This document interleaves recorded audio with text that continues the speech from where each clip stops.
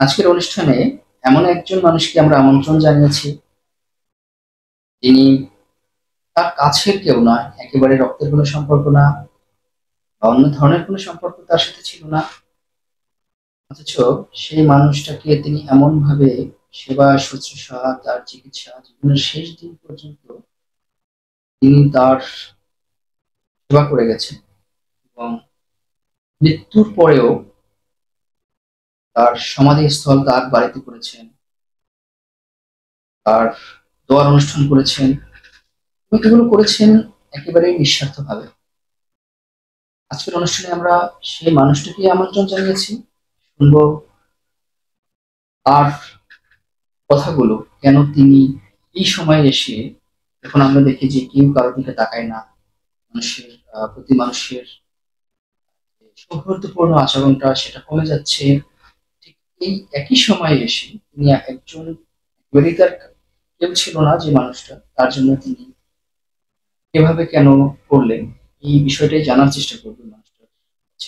আমি কথা বলছি আমাদের সিদ্দিক ভাইয়ের সাথে। সিদ্দিক ভাই, আসসালামু আলাইকুম। ওয়ালাইকুম আসসালাম। কেমন আছেন আপনি? আলহামদুলিল্লাহ, আল্লাহ তাআলা ভালো রাখছেন। আজকে আমাদের এই অনুষ্ঠানে আপনাকে আমন্ত্রণ জানিয়েছি, আপনার সাথে আমরা কিছু কথা বলবো। আপনার মানবিক কিছু গুণাবলীর পরিচয় আমরা পেয়েছি, সেই বিষয় নিয়ে আপনার সাথে কিছু কথা বলবো। আপনার এই রমজানের শেষের দিকে হয়তো কথা বলতে কিছুটা আপনার ক্লান্তি আসতে পারে, তবুও জি। আমার কাছে মনে হচ্ছে যে সমাজের প্রতি এই যে মানুষের দায়ভার, বা আপনি সমাজকে বা মানুষকে যা দিলেন এটার প্রতি আমাদের কৃতজ্ঞতা জানানো, সবকিছু মিলিয়ে আজকে আমরা আমন্ত্রণ জানিয়েছি আপনাকে, আপনার সাথে কথা বলার জন্য। শুনবো আপনার কাছ থেকে এই ঘটনার শুরু এবং শেষ পর্যন্ত। জি। আপনি ভালো আছেন? আলহামদুলিল্লাহ, আল্লাহ তাআলা আমাকে ভালো রাখছেন। আপনার পরিচয়টা যদি আপনি একটু দিতেন। আমার বাড়ি সাইলটুবিনিয়া গ্রামে। আমার নাম সিদ্দিকুর রহমান। আমার আব্বার নাম মৃত্যু আব্দুল করিম হাওলাদার, যিনি সিরিয়ালে মারা গেছেন। আমি আমার বাড়িতেই বসবাস করি। তো স্বাভাবিকভাবেই মানুষের মানবিক যে একটা চরিত্র, মানুষের মানব সেবা, এই খাসলাত, এই অভ্যাস এমনিতেই আমার আছে। তো এই যে আমার বাড়িতে যে এই মুরব্বী ছিলেন, এই একজন ভদ্র শিক্ষিত লোক। এর শিক্ষার প্রতি আকর্ষণ আমার অনেক করছেন। আমি মানবিক দৃষ্টিতে এইভাবে যে সে অসহায়, তার সেবা আমি না করিয়া আমি পারতেছি না।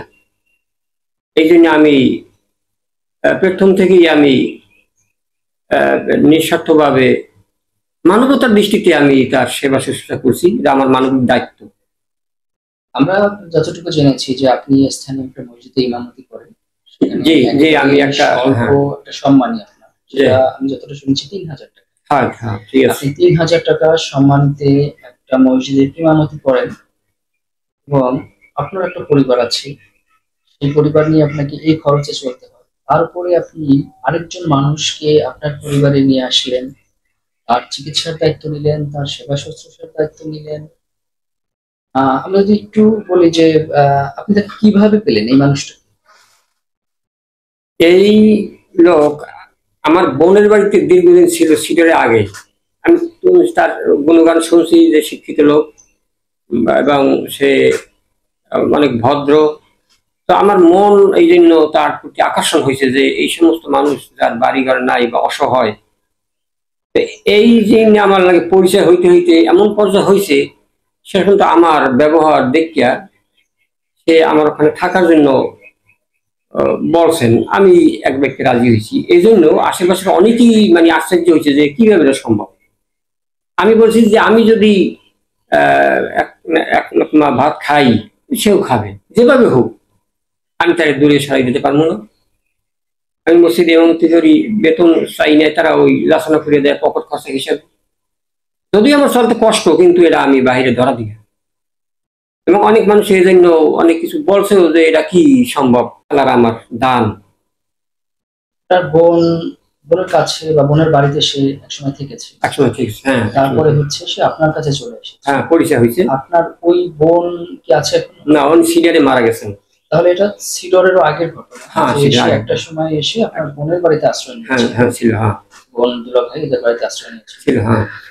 সিডরে আপনার বোন যখন মারা যায়, তারপরে আপনি আপনার সাথে আবার তার হয়েছে, হুম। এবং পরবর্তী কি একেবারে কন্টিনিউ আপনার কাছে থাকতো, নাকি সে দেশ সেদিক যাওয়া আসার পরে? উনি কন্টিনিউ থাকতো বলতে মানে অনেক সময় হয়তো বাজারে যাইতে বা একটু কোনো কাজ থাকলে বেড়াইতে যাইতে সামান্য, এই মাঝে মাঝে একটু গ্যাপ যাইতো, কিন্তু প্রায় আমার বাড়ি, প্রায় আপনার বাড়ি সে। হ্যাঁ হ্যাঁ, নিজের বাড়ির মতোই উনি থাকতেন। তাহলে ওনার কি কেউ ছিল না, ওনার আত্মীয় স্বজন, ভাই বোন, মা বাবা? আমার জানা মতে উনি আশ্রয় লইবে এমন কোনো লোক ছিল না।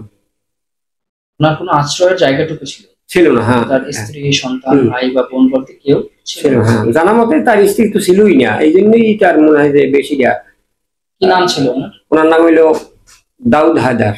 দাউদ ভাই। কোথায় বাড়ি ছিল? ওনার বাড়ি ছিল দাকুব, খুলনা ডুমুরিয়া নইলান গ্রাম। নলিয়ান। নলিয়ান গ্রাম, হ্যাঁ। খুলনার জেলার দাকুপ উপজেলার নলিয়ান, নলিয়ান গ্রাম, নলিয়ান ওনার বাড়ি ছিল। ওনাকে পাওয়ার ঘটনাটা অনেকে এটা আমরা শুনলাম, ওনারা যে অসুস্থ হয়ে কিভাবে পড়লো বা অসুস্থতার পরবর্তী যে সেবা শুশ্রূষা, এটা কবে নাগাদ কিভাবে কি হলো? উনি বছর খানে ধরিয়া মানে পেটের পীড়ায় ভুগছিলেন, মাঝে মাঝে জ্বর আসতো, তো মাঝে মাঝে ওইরকম অসুস্থ হয়ে পড়তে বিভিন্ন দিক দিয়া, তো চিকিৎসার পরেও উনি আমার কাছে বলছেন যে আমার হইলো উদরাময়, এইভাবে সংক্ষেপে বলছেন উদরাময় পেটের রোগ। এই পেটের রোগ থেকেই আস্তে আস্তে আস্তে আস্তে উনি দুর্বল হয়ে পড়ছেন। ওনার সেবা শুশ্রূষার বাদেও চিকিৎসারও বেশ কিছু কাজ আপনারা করেছেন। জি। চিকিৎসা করেছেন? ওনাকে আমি স্বাভাবিকভাবে আশেপাশে যে দোকান তাফালবাড়ি বাজার থেকে আমি ঔষধ কিনে দিছি, তারপর যখন অসুস্থ হয়ে পড়ে তখন রায়ন্দায় হাসপাতালে, ওখান থেকে খুলনায়, এরপর ওই ঔষধ যা 3 মাসের জন্য ডাক্তার দিয়েছেন ওগুলো বাড়িতে খাওয়ার পর আবার শেষের দিকেও আবার রায়ন্দা হসপিটালে দেখানো হয়েছে। এরপর তো উনি আস্তে আস্তে দুর্বল হয়ে দুর্বলের দিকে গেছে, পায়খানা প্রস্রাব বিছানি করছেন, এগুলো আমাকেই পরিষ্কার করতে হয়েছে, কিন্তু আর করাইবে কে? আমি বাড়ি। যে মানুষটা আসলে আপনার কেউ না, তার একটা পর্যায়ে গিয়ে তার পায়খানা প্রস্রাব পর্যন্ত আপনি পরিষ্কার করেছেন। জি। এছাড়া তো আর কোনো গতি ছিল না, যেহেতু আমি তো অর্থনৈতিক দিকে দুর্বল ছিলাম, বিদায় একটা লোক ডাকি যে তার খরচা দিয়ে পয়সা দিয়ে করানো এরকম কায়দাই নেই। আর সে পুরুষ মানুষ বিদায়, মহিলারাও তো এই কাজটা করতে পারে না, এই জন্য আমি বাড়ি থাকতে বাধ্য হয়েছি, কোনো প্রোগ্রাম থাকলেও সে মিস দিতে হয়েছে আমার। আপনার কাছে কি কখনো এই যে বিষয়টা আছে, অপরিচিত মানুষ, পরিচিত মানুষ বলতে আপনার খুব আপন কেউ না, হয়তো আপনার চলার পথে পরিচয় হয়েছে, ওইভাবে পরিচিত পরিচিত ঠিক না, সেই মানুষটার আপনি একটা পর্যায়ে গিয়ে তার এই যে পায়খানা প্রস্রাব পর্যন্ত তাকে আপনি তার কন্টিনিউ পরিষ্কার করে দিচ্ছেন মাসের পর মাস, জি। আপনার কি কোনো বিরক্তি আসে না? মনে হয় না যে মানুষটাকে না কোথাও রাস্তায় ফেলে দেয়? আমরা তো কত দেখি যে নিজের বাবা মাকেও রাস্তায় ফেলে দেয়, আপনার কি মনে হয়েছে? এই কথাটা বলতে গেলে আমি স্বাভাবিকভাবে আমি রাস্তা যদি হাঁটি, একটা মুরগির বাচ্চা জালে বাজে তো আমি ছাড়াই দিই, অথবা কারো ধান ফসল যদি কোনো গরুতে খাই সেটা আমার জুতা পায়ে থাকলেও খুললে আমি কাদার ভিতরে নামিয়ে আমি ই করি, হ্যাঁ, সেটাকে আমি হেফাজত করি। এরপর আরো স্বাভাবিকভাবে মুরগি যদি কেউ মনে করেন রশিতে ঝুলে আনে, এটা আমার সহ্য হয় না। আমি কমপক্ষে 3 জনের ব্যাগ কিনে দিছি, আমার মন মানসিক এইভাবেই। আপনি মানে সেটা ধর্মের মানুষ অনেকেই হয় এইভাবেই। সেবা শুশ্রূষা এটা আমার কোনো বিরক্তি আসে না, এরা বিরক্তি আসে না, এই জন্য সে একজন মানুষ।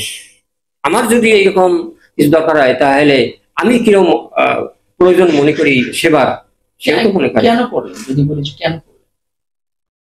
এটা সম্পূর্ণ ছিল না, না, এটা সম্পূর্ণ মানবিক দৃষ্টি ছাড়া আমি আর কিছু দেখিনি।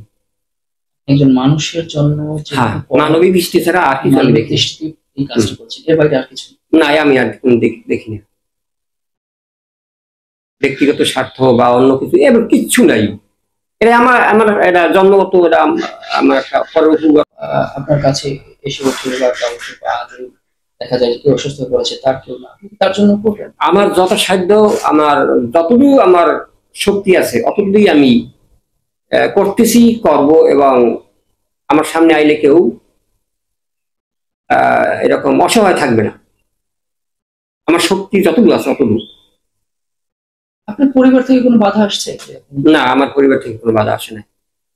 এই যে আপনি দিনের পর দিন তাকে করে গেলেন, না না, আমার পরিবার থেকে কোনো বাধা আসে না।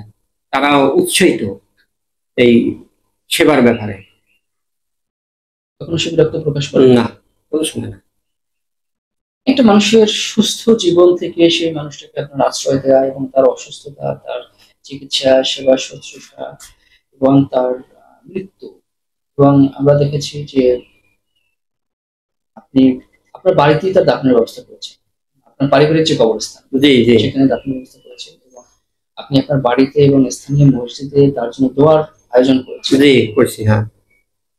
সত্যি এটা বিরল এক ঘটনা এই সময়ের জন্য।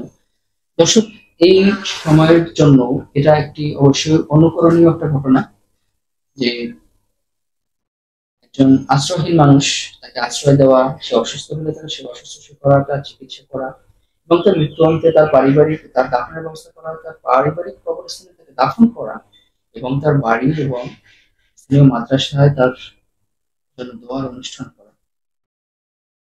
সত্যি এটা আমাদের জন্য কিন্তু আনন্দের বিষয় যে এখনো আমরা মানুষের জন্য এমন কেউ কিছু করে যে সংবাদ পাই, এবং এমন মানবিক একজন মানুষকে আমরা আজকে আমাদের অনুষ্ঠানে নিয়ে আসতে পেরেছি, যেন আমাদেরকেও আমাদের ভালো লাগা কাজ করতেছে।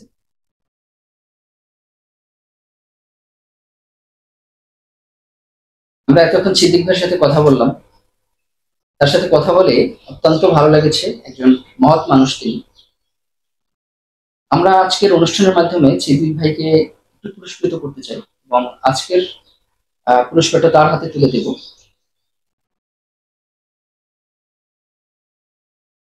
সিদ্দিক ভাই, জি, রমজানের মাঝে আপনাকে অনেকক্ষণ বসিয়ে রাখলাম, আপনার সাথে কথা বলে অবশ্যই ভালো লাগলো। আলহামদুলিল্লাহ। আপনাদের মতো মানবিক মানুষরা আছে বলে পৃথিবীটা এখনো সুন্দর। আমরা আজকের অনুষ্ঠানের মাধ্যমে আপনাকে ছোট্ট একটা পুরস্কারের ব্যবস্থা রেখেছি, এবং সেই পুরস্কারটা আপনার হাতে তুলে দিতে চাই।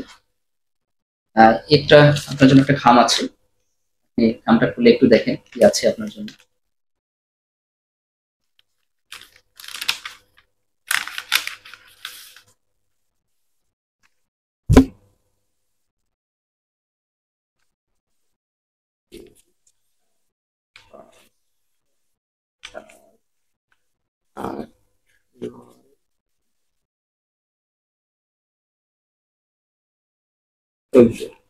এখানে 14,000 টাকা। 14,000 টাকা। জি, এই 14,000 টাকা আপনার জন্য।